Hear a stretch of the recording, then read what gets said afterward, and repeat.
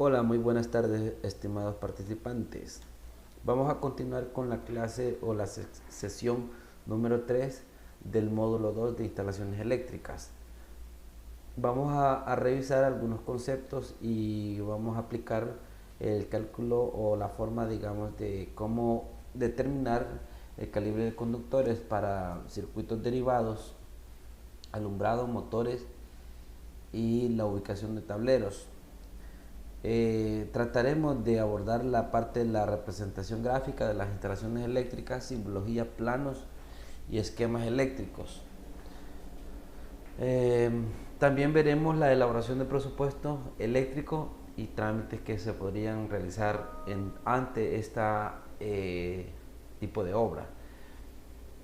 Vamos a comenzar en esta sesión con el dimensionamiento de los conductores. Existen varios calibres de conductores. Permítame. Bueno, continuando entonces, existen varios métodos para calcular los alimentadores de una instalación eléctrica. Dentro de los más comunes está el cálculo por corriente y el cálculo por caída de tensión y por resistencia de los conductores. Muy bien. Entonces, los más comunes son esos y lo que vamos a hacer, pues vamos a estudiar efectivamente esos. El método de corrientes, que es el más común, se basa en estos pasos o procedimientos. Primero partimos de una carga total. Esta carga total ha sido, digamos, es la sumatoria de todas los equipos o electrodomésticos que ustedes tienen en su casa, y lo cual se va a utilizar para calcular la corriente total de la instalación. Entonces, primero partimos de la sumatoria de todas las cargas, o carga, en este caso carga, hablamos de todos los equipos. Se aplica la fórmula de corriente es igual a la potencia que hemos encontrado anteriormente en el paso 1 entre el voltaje por 0.9, en donde 0.9 es el factor de potencia que regularmente es al 90%. Estos cálculos son válidos hasta potencias menores a 5000 watts. Y cuando hablamos de una instalación residencial, los valores de potencia no superan los 3.5 a 5 kilowatts. Muy bien. El voltaje que se está utilizando en esta fórmula es de 127 voltios, corriente alterna. Sin embargo, el normado para El Salvador y también en otros países es el 120. Paso 3. Con la corriente ya calculada se determina, la corriente de corregida o IC. Y esa corriente corregida se va a calcular la corriente y multiplicada por el factor de demanda. ¿Y cómo encuentro este factor de demanda o factor de utilización? El cual tiene algún valor que varía de la siguiente manera. Ese factor de demanda va a variar según algunas normativas. Para viviendas, según la norma 001 es una normativa derivada o equivalente a la del NEC. Se tiene que para viviendas con 3000 amperios el factor de seguridad es de 1 o factor de demanda. Si la demanda está entre 3 y 120 mil VA, el factor de demanda es 0.35, y a partir de 120 VA volamperios es 25, 0.25. En virtud de que los factores de demanda o utilización especificados en la norma oficial varían mucho antes y después de los 3000, puede utilizarse un cambio o puede corregirse utilizando un 0.6 o 0.7 correspondiente al 60 y 70% del factor de demanda. Entonces, para calcular la corriente corregida simplemente se multiplica lo que decíamos, utilizando la I por el factor de demanda. Y ahí tendríamos el paso 3.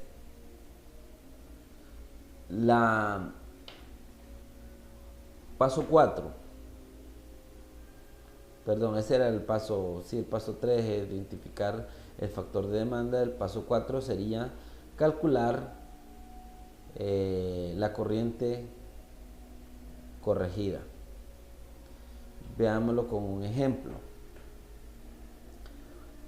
Hay una carga de una vivienda que tiene 420 watts, resultado de sumar cargas físicas, monofásicas, dispositivos y aparatos eléctricos fijos que funcionan a 127 amperios, corriente alterna, y tienen un factor de utilización o de demanda de 0.70%. Hallar el calibre de los conductores principales considerando que la instalación será oculta. Entonces, para la solución sería primero sumar o encontrar la potencia. Ya la tenemos, que es de 4.200 watts o 4.2 kilowatts.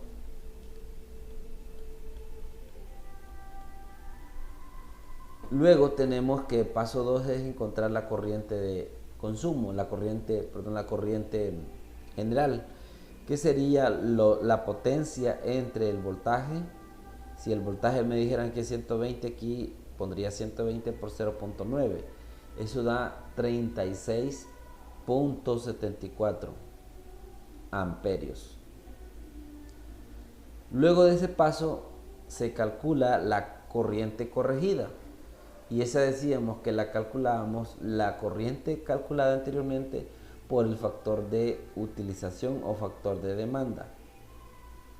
En este caso ya también nos dicen que tiene un 70% de factor de demanda, entonces multiplicamos que la instalación va a estar a un 0.70%, tenemos 25.72 amperios en corriente corregida. Con ese valor podemos buscar tablas de conductores, ya sea en el NEC, aquí con Oflam, pueden utilizarse calibres de conductores apropiados a 25.72 para instalaciones ocultas. Y también podemos observar que para ese tipo de demanda de corriente, el calibre de conductor puede ser número 12 o puede conducir hasta 25. El calibre de conductor número 12 puede conducir hasta 25 amperios. Ahí estamos al límite, se pasa un poco, pero es válido. Aquí tenemos una nota donde nos dice que la NOM 001 sede vigente, esta creo que es una norma mexicana, y el resultado el cual nos muestra un resultado de la elección del conductor es el mismo calibre utilizada para una normativa, ya sea IEEE o una normativa o el NEC. Por criterios, y aquí es importante, por criterios para una elección de calibre, esto es importante y también lo retomamos, ¿verdad? La seguridad y la economía. Y aquí hay una exploratoria. Para un electricista común o un electricista empírico, mejor dicho, primero es la economía y luego es la seguridad. Entonces, por lo que utilizará calibre número 12. Para un técnico electricista, primero es la seguridad y después la economía, por lo que aumentará un calibre más, evitando con ello también el fenómeno de la caída de tensión. Por lo tanto, elegirá un calibre número 10, que permita conducir hasta 40 amperios y no 25.72, que máximo son 25 y ahí sobrepasa. ¿De acuerdo? Bien, ahí tenemos el ejemplo con un primer ejemplo con 3-4 pasos. Lo importante es tener la potencia, vamos a tener el voltaje, esto ya lo tenemos que saber, vamos a tener el factor de seguridad, que es 0.90. Vamos a calcular la corriente de corrección, pero debemos de tener el factor de demanda o factor de utilización, que me tiene que dar el problema o yo tener que saber cómo lo voy a extraer de alguna tabla o de algún promedio. Entonces con eso ya calculamos I, calculamos IC y calculamos el calibre del conductor.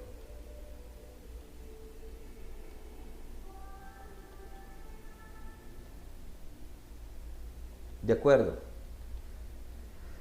Bien, más adelante vamos a verlo vamos a ver más detalles de estos. Bien, cálculo de conductores por caída de tensión. Este es el otro método.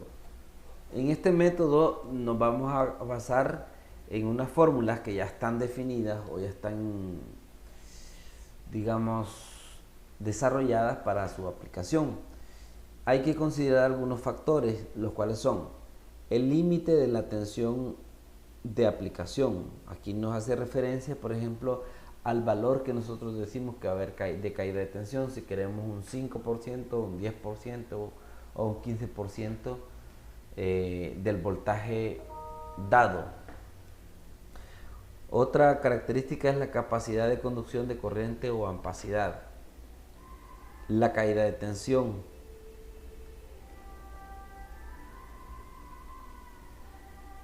Estos dos factores, los dos últimos,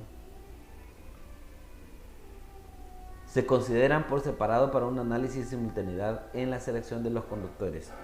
Esto es posible que los resultados de la selección de un conductor difieran. Considerando estos factores, entonces se debe tomar como bueno el que resulte de una mayor sección, ya que esta de manera que una sección mayor va a garantizar la demanda o el consumo que tenga el sistema eléctrico.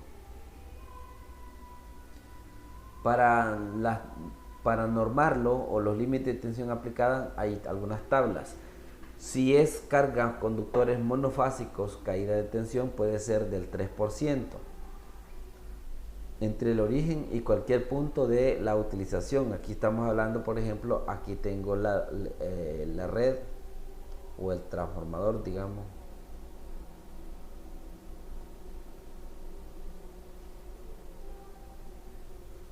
Del transformador y las protecciones hasta, digamos, hasta la casa que tenemos aquí. Entonces, la caída de tensión que nos menciona acá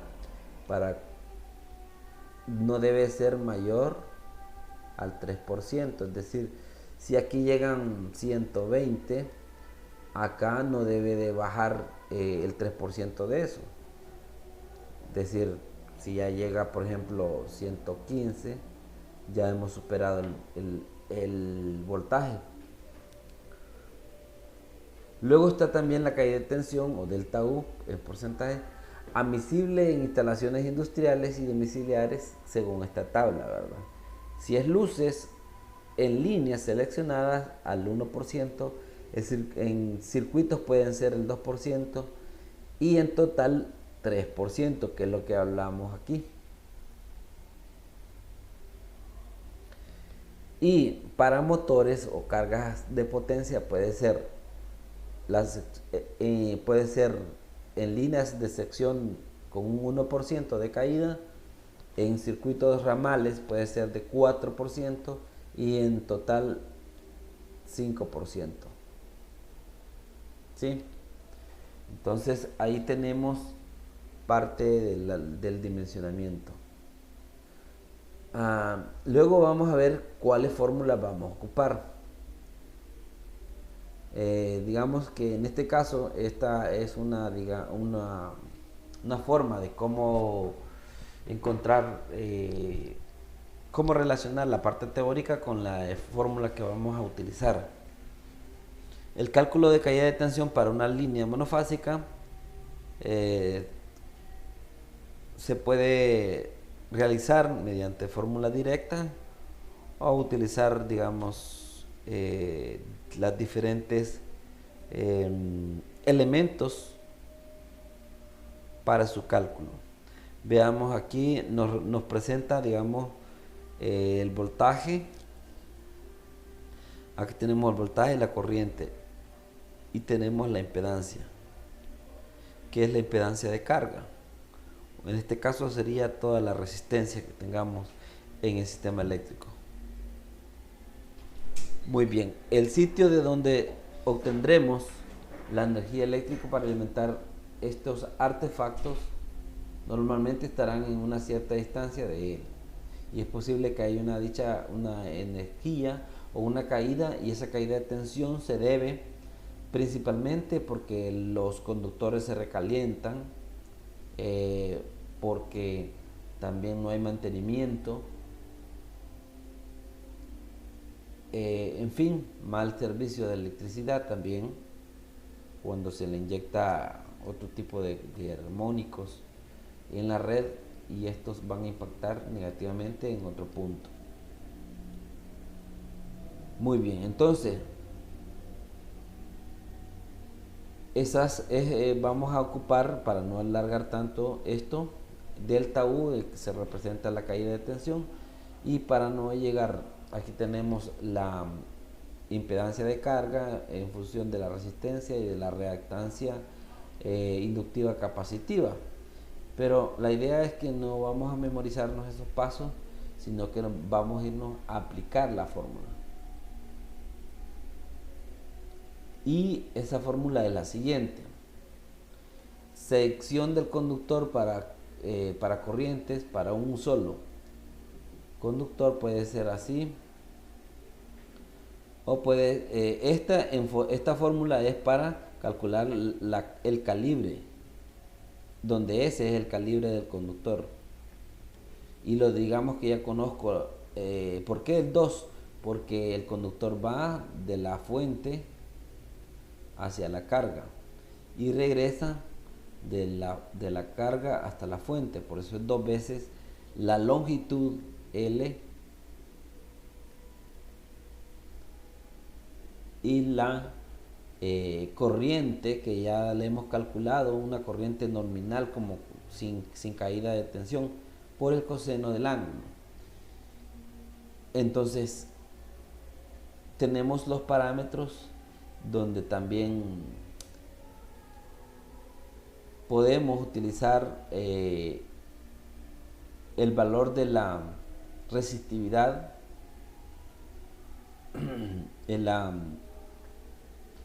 del calibre y aplicar la fórmula tal y cual está allí. Muy bien, entonces para esa misma fórmula se puede despejar delta U y vamos a obtener 2 veces la longitud, la corriente por coseno del ángulo, entre la capacidad del conductor por el espesor del conductor.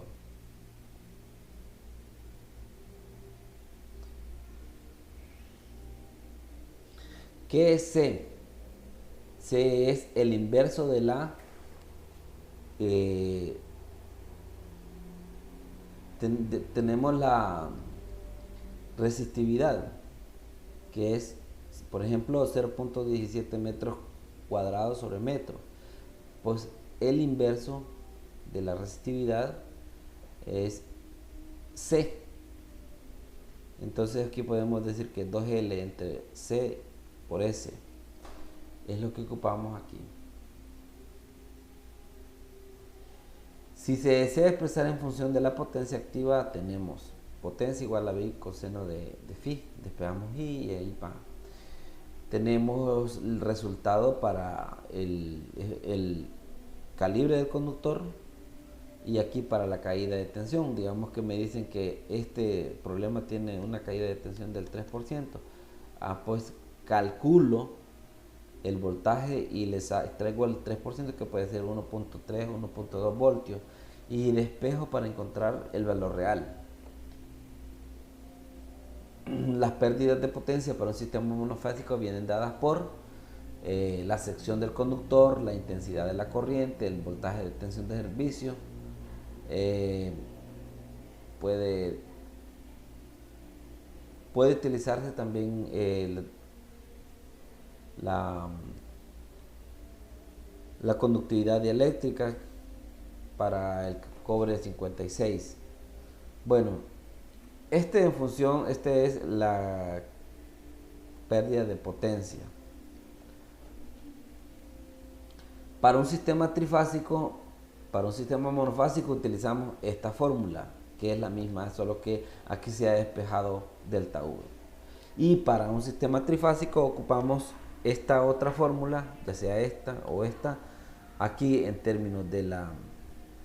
Bueno, aquí tenemos conociendo la potencia total, raíz de 3, L por I coseno de phi, entre C por S.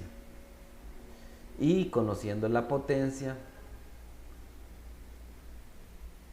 se puede llegar también a obtener la caída de tensión por L por P entre C, S y B.